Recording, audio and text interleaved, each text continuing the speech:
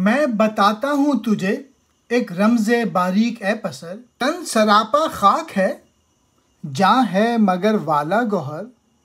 तन को जाँ के वास्ते कुर्बान करना चाहिए, खाक को जाने पाक की पहचान करना चाहिए।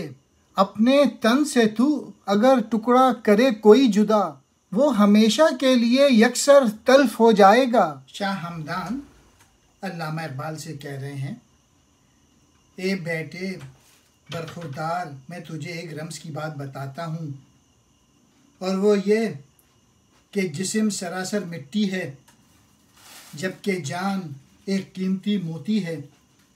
रूह ही से बदन की कदर व कीमत है। रूह की खातिर बदन को पिघला देना चाहिए।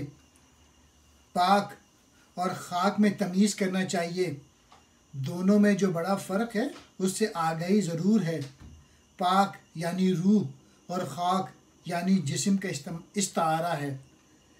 अगर तू जिस्म से उसका कोई टुकड़ा काट ले तो बदन का वो टुकड़ा तेरे हाथों से निकल गया, वो टुकड़ा बेकार हो गया।